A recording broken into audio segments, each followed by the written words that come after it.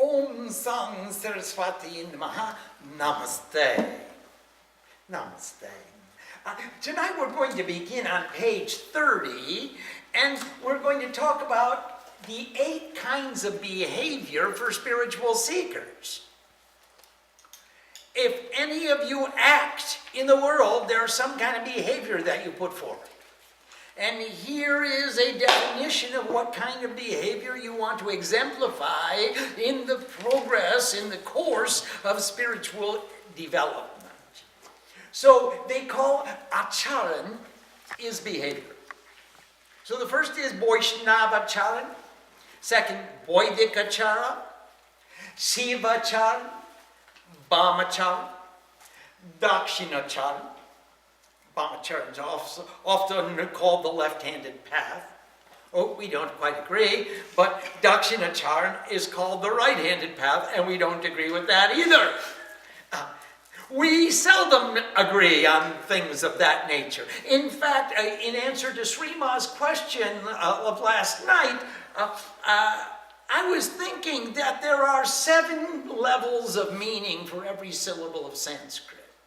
I don't know if these are in this book or not, but anyway, we should learn them, we should discuss them and talk about it, because every syllable, every word of Sanskrit is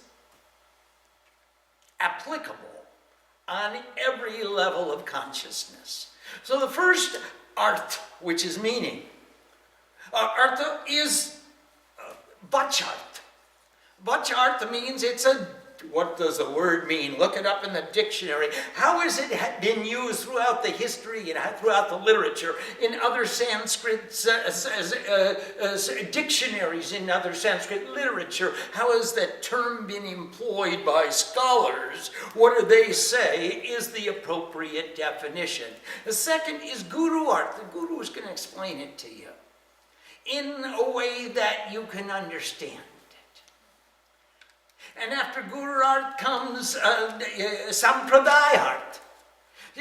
You come from a certain tribe of sadhus, Bharati Puri Giris, Saraswati Banaranyat Parvatirtnath Sagar. We talked about the Dashnami, the 10 tribes. Well, what does your tribe say about that? For example, Gauriomat Sampradaya. Gauriomat Sampradaya, they're not Dashnami. That's a Vaishnav for the Iyengars. That's a Vaishnav tribe. They call Maya the handmaiden of the Lord. Vishnu Dasi. The handmaiden of the Lord. She is the servant of God, the servant of Vishnu. Whereas the Tantrics and Shaivites say that the ayers of this world, they say that Maya is the embodiment of the Divine Mother. She is not separate from Shiva. There is Ardhanar Ishwara. He's Ardhanar or Ardhanari Ishwara. You can't tell where the boy leaves off and the girl begins. They're one and inseparable. You cannot sever the relationship between Shiva and Shakti, whereas Gauriomat, according to their sampradaya, says, hey, that's Vishnu Dasi. She's a Makanwali. She's the servant of the god. Would we do that to our Divine Mother? No. I mean, she's Divine Mother because she's our mom. She's supreme, just like is our pop. So, in the same way that we regard Shiva and Shakti as equal and inseparable in Tantric or Shaiva philosophy, or in Shaiva Sampradaya, or in the other Sampradayas of Dashnami. In the Vaishnav Sampradayas, they say that Maya is the veil, the purda, which obscures the reality. She hides the reality of Vishnu.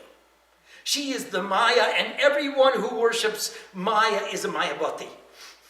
And they're chasing after Maya. They just love Maya. The only reality is the Supreme Personality of Godhead. So it's a difference in the sampradaya. And so there's the sampradaya, which varies from sampradaya, from tribe to tribe. And there's the darshan shastra. So the darshan shastra, according to the schools of philosophy to which you subscribe and how you are defining the terms according to the schools of philosophy, we have Nyaya, Vaisheshik, Shankya, Yoga, Purva Mimamsa, Uttar Mimamsa, charvak. According to the 7 schools of philosophy, we have 7 different kinds of definition. So we've got Bhatchart, Guru art, Sampradaya art, and Darshan Shastra art. We have Bhav art. According to your bhavana, according to your feeling, according to the intensity of reality which you are experiencing in the moment. The intensity of that communion that is taking place right now is your bhavart, your bhavana, your attitude. And I'm talking about attitude with a capital A big attitude. And then you have swadhyaya art. Swadhyaya is according to your place in the evolution of your sadhana. For example, you love Chandi. And you love Chandi. And you love Chandi. And then we all love Chandi. Now Chandi, to the person who sings a Siddha Path, has one level of meaning. About an hour and a half or 2 hours a day. And Chandi, to the guy who sings an Udoy Shamput, has a different level of meaning, a different intensity of commitment, a different feeling, a different bhavana, probably about 4.5 hours or 44 hours and 45 minutes. And Chandi, to the person who sings a shatakshar, 100-syllable samput, has a totally different meaning. It's like my life's commitment. Sitting there for 10 hours a day in one asana, and that's the intensity of my reality. The word Chandi means something to each of these different individuals. Swadhyaya art. According to the level of sadhana which you are performing, the words will take on different meanings. And then there's, how many is that? Is that 6? And then there's Guptart. The Guptart is hidden. It's hidden deeply inside, and you're going to go inside in order to experience that meaning. But you can't really communicate the experience. You can't really communicate the meaning. It's a mystery. It's so well hidden that it's mysterious. You can only experience it. You can tell what you were doing when you got that experience, but you can't tell what the experience was like. The Rishi said, neti, neti, na iti, na iti. It's not this and it's not that. I can exclude all that and it's not, but I can't tell you what it is. And those are the 7 levels of meaning. So that when we talk about the achara, the vyavahar, the behavior that you're going to perform, we can talk about that which is expressible, definable. So we've got Vaishnavacharan, Vedikacharan, Shivacharan. We've got Brahmacharan, the left-hand path, and Dakshinacharan, the right-hand path. Siddhantachara, the behavior according to Siddhant, Yogachara, and Kulachara. Now let's start at the beginning. Vaishnavachara means the behavior of inspiration. I mean, you see someone who's got the juice, and you say, God, I'd like some juice. I'm inspired, I'm turned on, I want to make a change in my behavior. I just got the most beautiful email from someone who did their first beginner Shiva puja today. And they got the juice, they got inspired, they got turned on, they got pointed in a direction, and they said, I'm going to do it too. And Vaishnavachara means you get the inspiration and you want to make a change. And they were so excited about the change that they got to make just by sitting down and say, hey, Tegan the Pushpe. Just taking something out of their heart and making an offering of it. It was an inspiration to them, and they started Vaishnavachara. The behavior of inspiration, followed by Vedic Achara. Now, Vedic Achara means you turned me on to something, you inspired me, I'm motivated, I want to learn something new. Vedic Achara is the behavior of knowledge. I want to acquire new knowledge. Teach me one letter of one word, of one syllable that expresses the true nature of supreme divinity, and I will be content with that as my acquisition for the day. I just added some new knowledge, one letter, one syllable, one word, one mantra, one principle, one tattva. Give me something that will change my life, and I will be forever indebted. Vedic Achara. Shiva Achara means I want to start practicing. It's the behavior of practice. So I take that inspiration and cultivate the knowledge. And I take that knowledge and I begin the practice. And now comes Brahmachara. And Brahmachara means beloved, just like Brahmadeva. He's the beloved deity. Brahmachara is beloved behavior. And it means adapting that practice into our lives. Now, the people who call it the left-handed path and all the dark things are there, and I mean, that's speaking of a very, very, very, very small portion of what we call Tantra. Tantra is the synthesis of all knowledge, the synthesis of everything that could possibly work for us to improve our lives. And amongst the synthesis of all the functions of life, there is one small portion of our lives that deals with sexuality. All of us will have to resolve that question of kamador.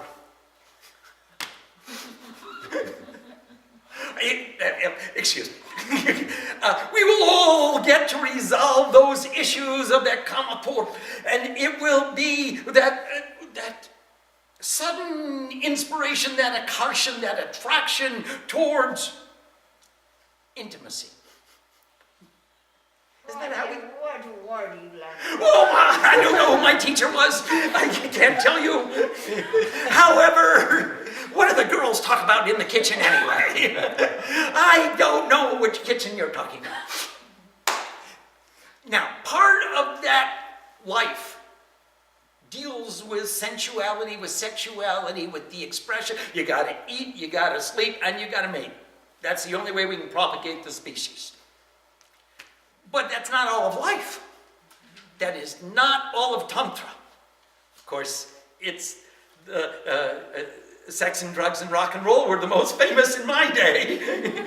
It's what sells, Sex in the City. So that became the most important part of the exported Tantra. However, the inner Tantra is how do you weave that knowledge into your behavior, and how do you use that behavior to get a job, to get some money, to get rid of Raktabija, to fulfill all my obligations in the world, to make myself a contributing member of this society? How do I synthesize all the knowledge that I acquire and make it into something that's useful? Not just studying sexuality in transvestites in Central Asia. There's more to it than that. So, Brahmachara means the behavior, the beloved behavior. I use the knowledge that I'm acquiring. I employ it. I put it to work for myself so that I can be a contributing member of society. It's like Grihastha ashram, where you make your contribution by using the knowledge, by making the support of the elderly the way I will want to be supported when I'm old. That's not too far away. And by nurturing the next generation the way I want this world to become, and that's happening right now. Dakshinachara. Now, Dakshinamurti is not just the right-handed Murti. It's not only the deity that looks to the right, she also looks to the south. And Dakshina means the offering, and Dakshina is the preferred offering, especially in the Devi Mandir. If you're going to give some offering, might as well give some Dakshina too. Remember, Vishwamitra wouldn't accept all of Harishchandra's kingdom without Dakshina. Dakshina Acharan means the preferred behavior. I did it. I got the t-shirt. I was successful. I don't have to do it again and again and again. I can reduce my necessity to act in this world. Now that I've acquired something, I have something to give up. I don't have to keep fulfilling the same desire again and again and again until it becomes so repetitive, it becomes habitual. And then I'm in the habit of wasting my resources trying to derive the same satisfaction from the same activity over and over and over again. Dakshinachara means I reduce my necessity to work in the world. I achieve a state of efficiency. I do it once and it's done. I don't have to go back and correct it. I don't have to redo it. I don't have to send it to the editor and get it back and make the corrections and make it. I just pay attention to what I've got to do and it's the preferred behavior. It's a preferred way of doing things in this world. And now, ladies and gentlemen, now that I've achieved that state of efficiency, I've achieved that state of I don't have to repeat those actions again and again, I'm reducing my necessity to act in this world. What am I going to do with the time that I saved? And there's a word for it. Siddhantachara. Siddhant means scripture.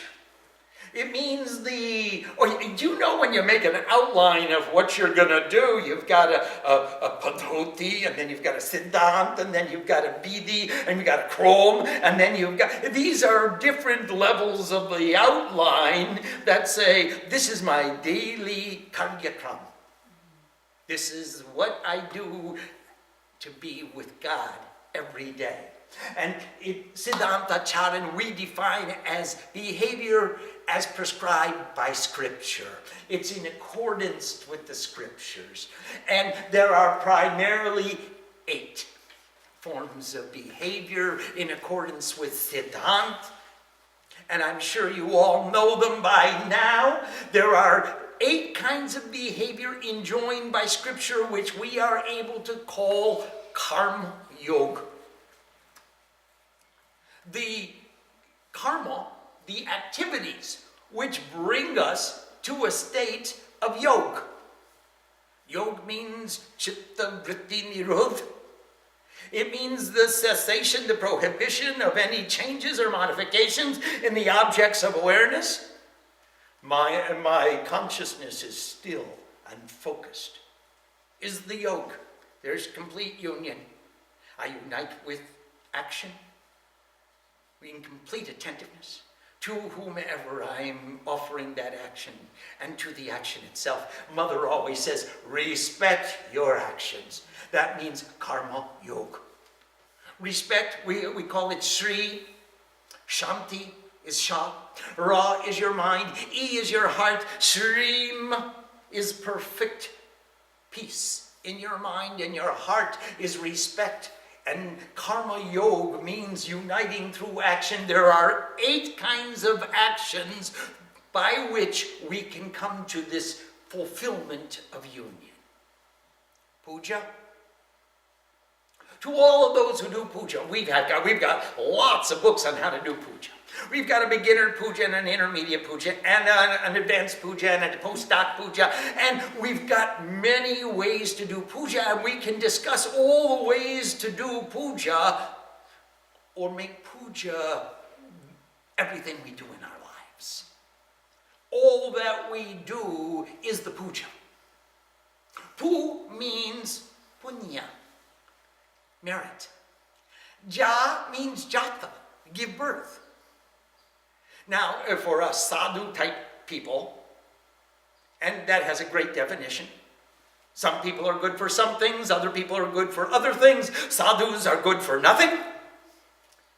For sadhu people, the punya is the privilege to sit in the presence of God. This is punya. And jata is what gives birth to that privilege. How do I earn that privilege? What do I got to do? Well, you can start with Srimad Mahaganadhipataye Namaha. I bow to Ganesh. He stands at the door and opens up the door. And we have so many ways of making the offering to our beloved. And so many ways of demonstrating how intense, how sincere is this privilege to make the offering that says that I am in the same paradigm of reality as my beloved. Remember, there were 5 kinds of behavior in samadhi: salokya, samipya, sarupya, sadrishya, sayuj.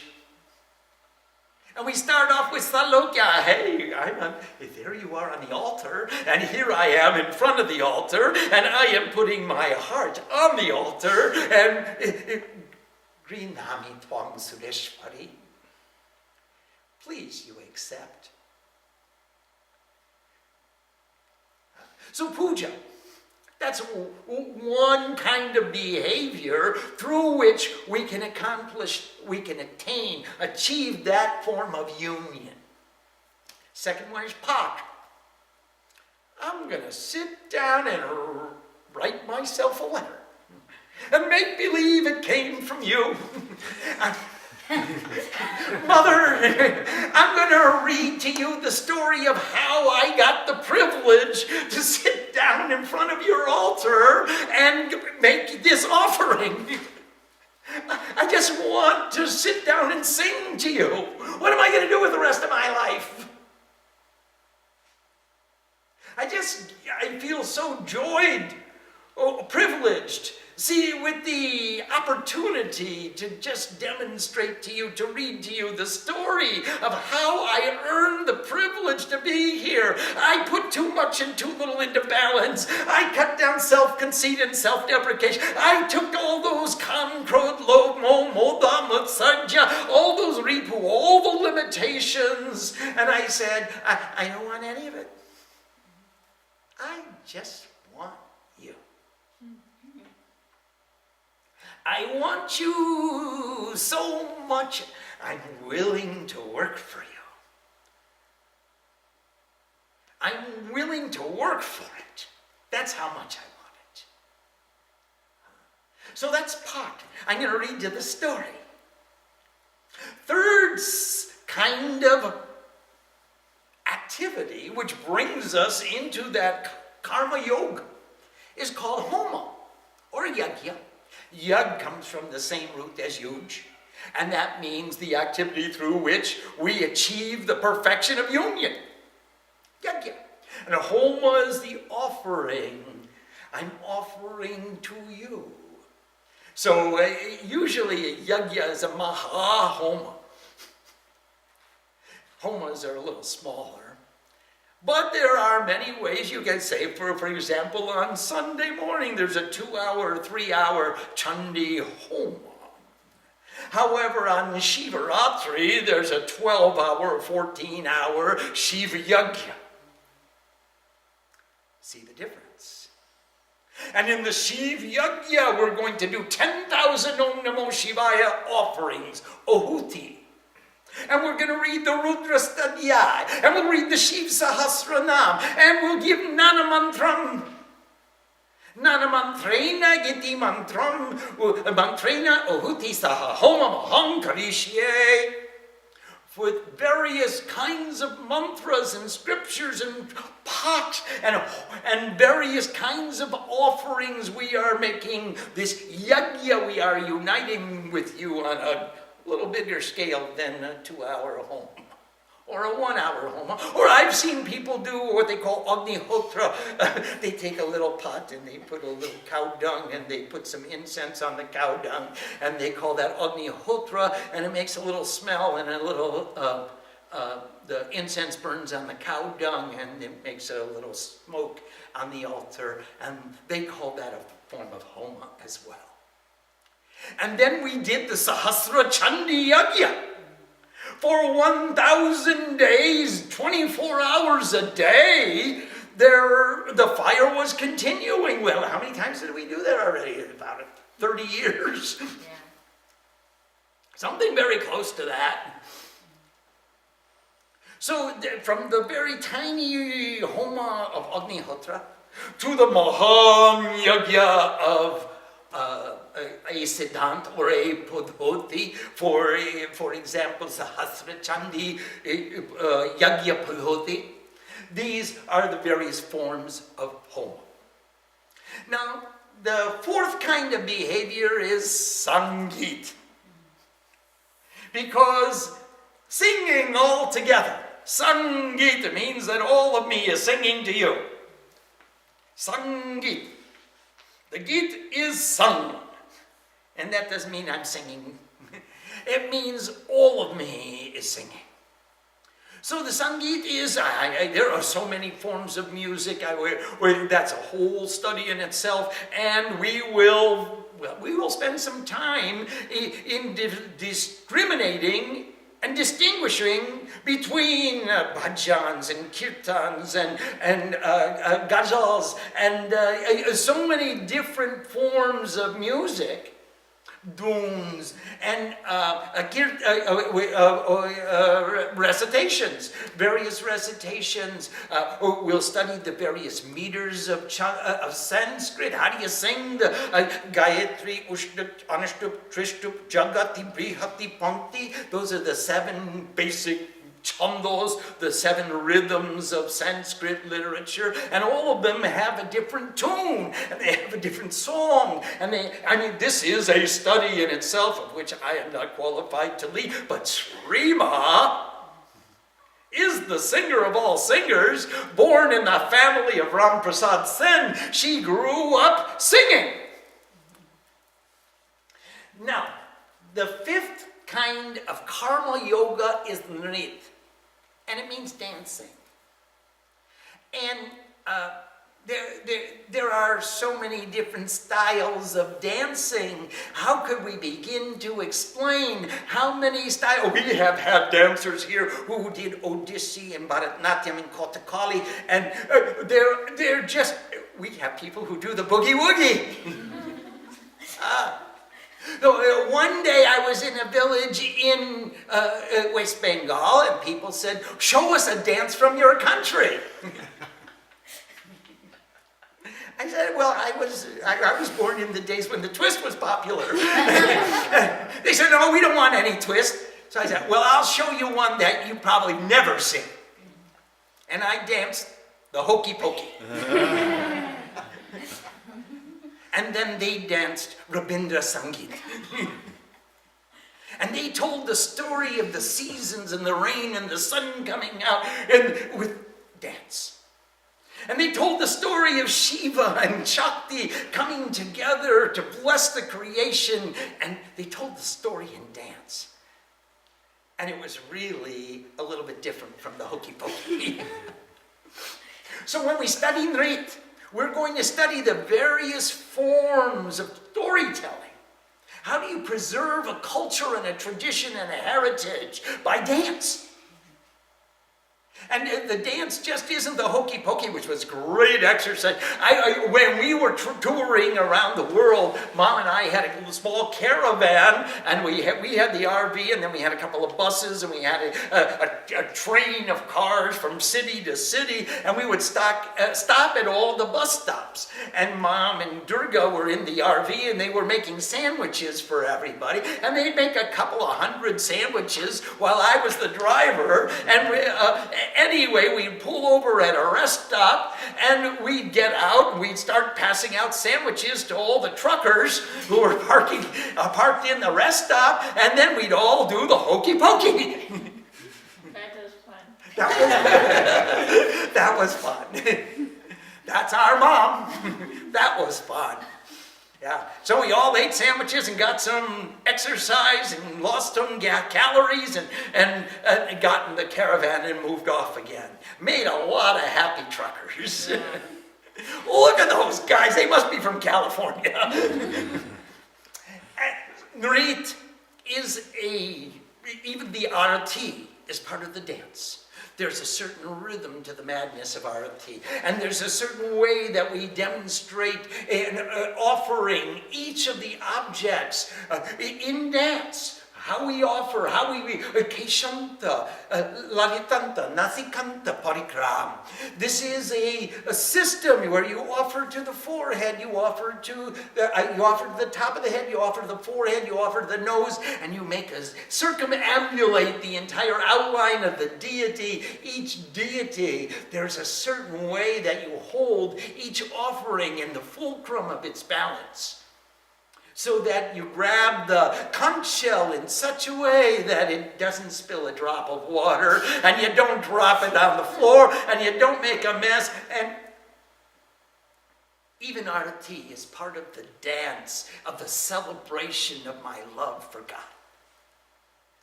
And that's how we want to remember that offering, karma yoga. It's not, I'm going to do the boogie-woogie. Although you can boogie a bit. Pravachan. Pravachan is really what we're doing right this minute. Pravachan, some people call it discourse, some people call it lectures. Some people call it explaining what you're doing and why you're doing it. What does it mean to you, and what value does it have, and how can it change our lives? If I get into my concept, and you get into my concept, you and I become one. If A is equal to B and B is equal to C, then A is equal to C. And if you are equal to the knowledge and I am equal to the knowledge, then you and I come into a harmony. It's the ultimate unity through knowledge. And that's called pravachan. Vachan, of course, means speech, or it means, that's a good word, speech. It also means, we could add other definitions to it, but let's call it speech. Pra means the ultimate, or it means before, or the highest. The highest speech. The ultimate speech. The speech which is going to inspire me to make a change in my life. Now, pravachan isn't just, you got to do this or you'll suffer that. Pravachan is, I'm doing this for these reasons, and if you like, you can come along. If you are so inclined, if you are sufficiently inspired, then come along. This is what it means. So that's pravachan. And the seventh kind of karma yoga is arpana. Offering. Now, you can offer food, flowers, patram pushpam toyam phalam, yome bhaktya prakachti. Whoever offers me just a leaf, or a flower, or a few drops of water, or a fruit. I accept all of that with the loving devotion with which it was offered. If you offer me just a leaf, but whatever you offer me with love, offer me with devotion. You really want me to have it. So that's what the Arpanam, like Mama cooks for Shiva. Yeah, and the devotees get the prasad. And that's what it means. I'm doing this for Shiva. I'm doing this for God. And you know what it tastes like when she does it for God. And you know what it tastes like when I gotta do it. Nobody likes to eat my cooking. They don't even let me in the kitchen anymore. They won't even let me wash a dish. But Mom comes into the kitchen, everyone spreads to the side and tries to follow her around, see how much she's putting of what ingredients into the pot. Mom, how much did you put in the pot? Yeah, I have a problem now. As much as it needed. That's how Mama cooks. As much as is needed. Now put that in your cookbook. These are the 7 forms of karma yoga. Now, Arpanam doesn't mean just cooking for Shiva or just doing the puja and offering flowers to Shiva, or it could be chopping wood and carrying water. It could be writing a book or teaching a class. Whatever it is that you use as your contribution through which you demonstrate your privilege to love God, that's your Arpanam. That's your offering, so that you remain in karma yoga throughout the day. You get up in the morning and you do your meditation. You get up from the meditation and do your puja. You get up from your puja and you sing a pot. You get up from the pot and maybe you get the opportunity to make a homa. And then you sing a song and you get up and do arati and dance. And then you think about, what did I just do? What does it mean? And now, how can I carry that bhavana with me throughout the day while I find ways to show my love for God by doing the things I love to do, just to demonstrate how privileged I am to get to do them? And that's the behavior according to the scriptures. That's the behavior that makes you successful in whatever you choose to do, because you're in union all the time. You're not resenting, I gotta stop the puja now so I can go do work. I'm still in puja. You're not resenting the obligation to do what you gotta do. You're looking forward to what you gotta do because you chose it. Not because it was the only last resort. It was the only they were the only people to give me a job. Duh. And therefore I'm going to do that job because they gave me the job? Why? Why? Why not create your own jobs? In your own bhavana, in your own ways, make your contributions known to humanity. Find a need and find a resolution. Find a way to serve the humanity, to fulfill the needs of humanity. And believe me, you will not lack for profits. You will not lack for funding. There are so many dollars chasing so few ideas. There is so much capital looking for ideas in which to invest. Really, the thinkers, the creators, the dreamers are the ones in command. They always think of themselves as poor, starving artists. But even of greater in poverty is the capital that's looking around. Where's there an artist who's worthy of getting my support? Where is there an investment worthy of getting funded? That's probably the greater challenge. Then how do I fund my talent? If you have talent and you let it be known, you will never lack your entire life. Om Sang Saraswati Namaha. Let's see if there are any questions about these various kinds of activities or the behavior according to the scriptures, and then we can move on to the other kinds of behavior that we haven't accomplished yet. Yes, please. Why is it that the behavior of inspiration is Vaishnavachara? I mean, that's the path of Vaishnavas. What's the relationship there? Vaishnava primary expression is bhakti. It's devotion. Vaishnava achara means you get devoted, you get turned on, you get inspired, you start to feel yourself to be motivated. So Vishnu is he is worshipped with devotion. So that is his primary, Vaishnavacharan is primarily the path of inspiration. Yes, please. I have a question. Puja is to give birth to merit, which is sitting in the presence of God, but it's also upasana, which is to sit near to God. So is puja both its own reward? Yes. The way we get the reward? Yes, and the path and the destination are defined by the same word. There is no time that you could say, I have arrived. It just gets better and better and better. When did you ever measure the limits of infinity? By definition, it's infinite. You cannot measure the limits of infinity. It has no limit. And that's just what happens in puja. It grows and it grows, and your devotion grows, and the practices grow, and you take that inspiration, you cultivate the knowledge, you take the knowledge, you cultivate the practice, you start using that practice in your lives.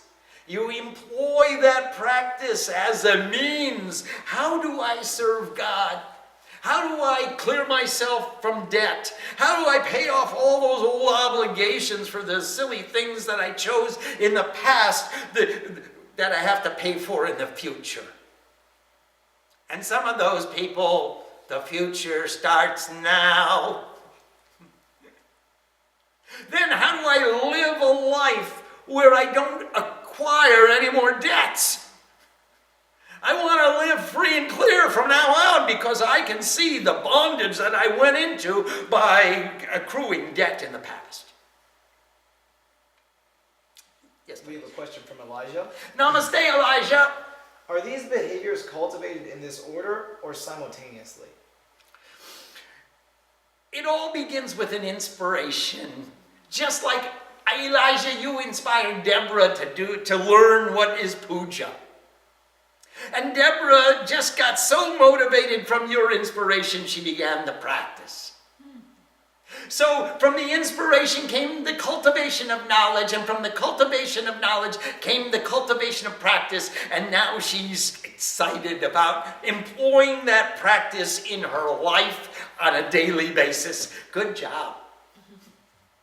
That's the order in which we cultivate these kinds of behavior. And then afterwards, we go back again, we get a new inspiration, we get a new mantra, we get a new understanding. We start to cultivate the knowledge of that new mantra, and then we practice it, we employ it in our lives, and then we get something, the fruit of our karma, which we are capable of giving up. Don't need it anymore. I did it. Now that I have it, I can renounce it.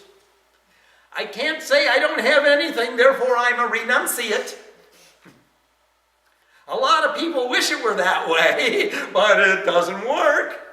First we get it, and then we employ it on the behalf of others, and then we have renounced. We don't say I have nothing, and therefore I see it. Just wait till something comes. We've seen too many sadhus from the east come to the west. They said, oh, I'm a renunciant. People said, oh, well then take my problems. And they took the problems and said, oh my gosh, this is a little too much. I'm going back to the world. They renounced their renunciation. and the Kamathor. The attraction to Kamini and Kanchan, to the desires and the resources to fulfill those desires, pulls them magnetically back into the worldliness, because they never got to experience it in order to give it up in the first place. They only proclaimed themselves renounced, having never had it. Once they had the opportunity, Kamini and Kanchan, desires and resources, grabbed them and pulled them back into the world. Yes, please.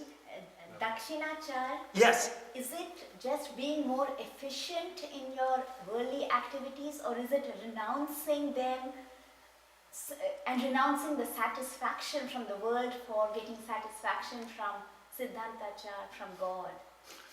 It is both the efficiency which makes you so successful in doing what you choose to do, in fulfilling that goal by means of the appropriate amount of resources and energy and time, or everything is in balance and in harmony, and you get a certain satisfaction and success. You don't need the fruit of that attainment. The fruit is not what you hunger for anymore. You don't need it. So therefore, you can give up the fruit and be satisfied with the successful employment or deployment of all your resources and all your energy and all your time into that enterprise. And therefore, you don't have to repeat it again. You can choose to repeat it on behalf of others if you need to support an ashram or administrate a community. But if you don't need to, you can say, hey, I'm not going to do this now. I'm going to do puja, pat, homa, sangeet, nrit. I'm going to get up and dance. I'm going to tell people about what I'm doing and why I'm doing it. And I'm going to offer the fruits of what I got from doing what I did. So I'm going to live according to Siddhantachara instead of working in the world efficiently. As soon as Mother says it's okay. Yes, please. We have a question from Nanda in San Jose. Namaste, Nandama. Is it possible to live a life completely devoted to Siddhantachara? Does one not require at least some resources to live such a life? Thank you. Absolutely, we require resources. And that is why we took the knowledge acquired through this process of inspiration, cultivating knowledge, practicing, employing those practices in our lives. That means a balanced life. You cannot, even Iyengars, even Krishnamurtis, they cannot stay only in the temple. Some time will come where you have to. You are compelled to. There is a compelling necessity for you to get up and chop wood and carry water. You're going, even the Brahmins have to perform all four functions. Being a Brahmin, an intellectual, being a Kshatriya, an administrator or a defender, being a Vaishya, circulating goods and services, knowledge and talent, and being a Shudra. You gotta wash your own dish. You gotta do the business of life. There's no way we can only stay in Siddhantachara, but we could stay in Karma Yoga, which means that when I am making my offering, I'm doing the Arpanam. I'm doing what I'm doing because I love God. I'm doing what I'm doing because I'm serving God. I'm serving her children. I'm serving her community. I'm fulfilling her desire to maintain a community of seekers. I'm fulfilling, in whatever way, I renounce attachment to my action. I'm programming her computer or writing her book or making her website or in some way demonstrating my love for her through the actions that I perform, and that too is a form of puja. But it doesn't mean only sitting in the temple offering flowers. When you get to that point, Nanda, I haven't gotten to that point yet, obviously. I have to get up from the temple and run to my office and answer your emails. The day will come. One day the time will come. And I won't answer your emails. I promise. I will stay the day in the temple. I won't even turn on the computer. I won't care who's watching from the outside or who's watching from the inside. I will just care about God. One day the time will come. And then we'll know if it can be done. However, you're behind me in the line. Get in the queue. Yes, please. I have a question on pot recitation. Please.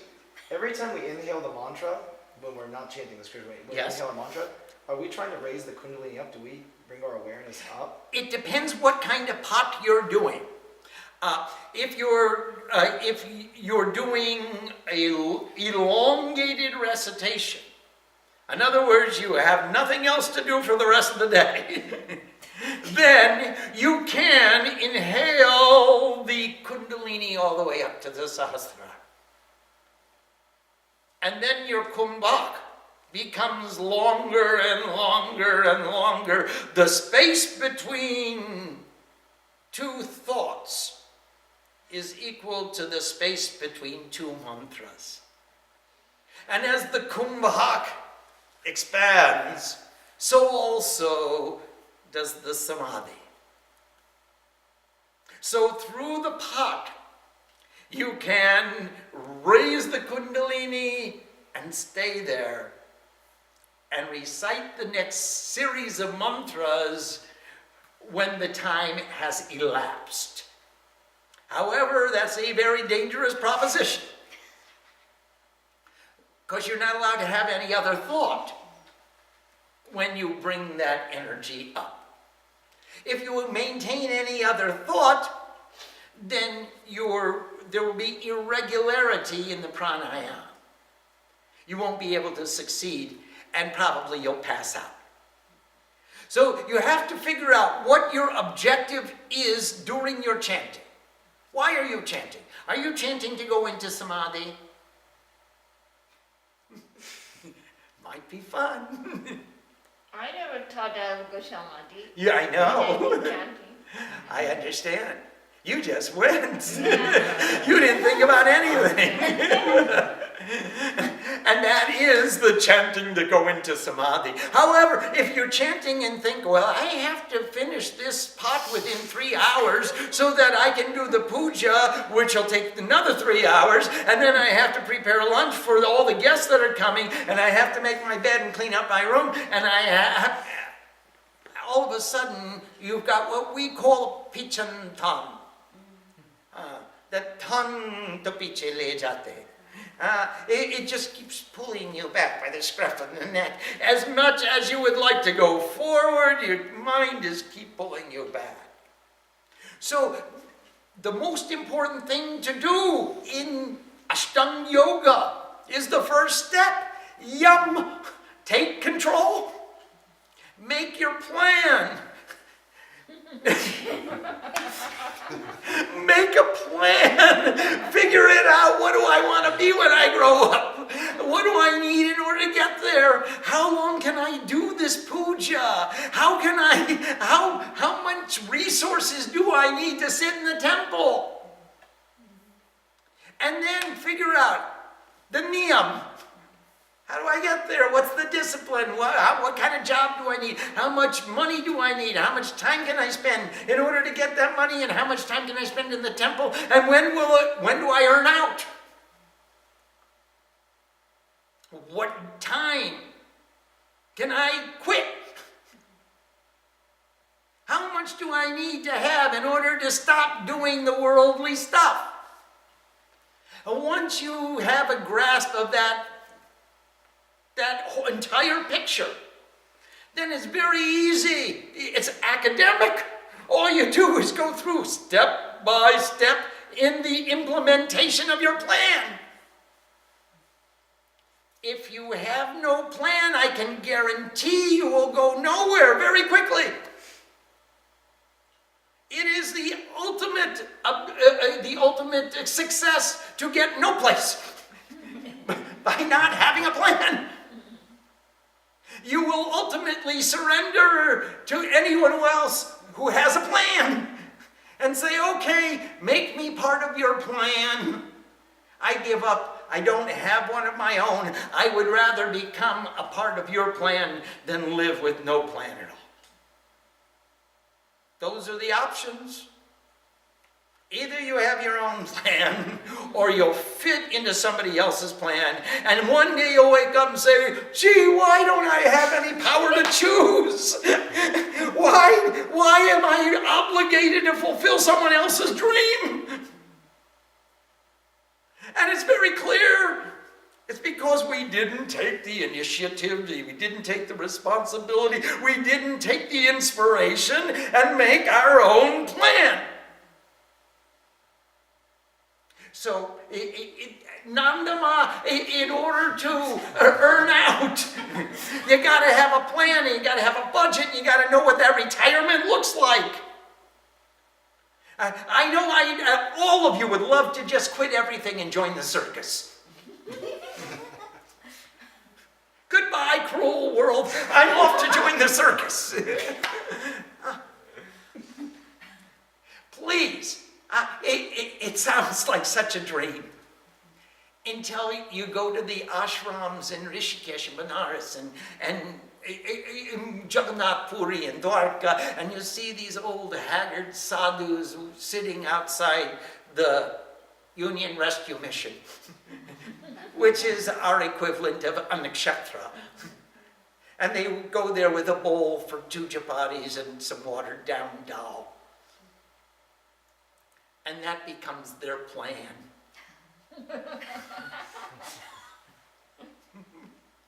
And you know what? In most of these tirthas, where the sadhus are getting 2 chapatis, they go down to the bank of the river after they get the 2 chapatis and they sell them.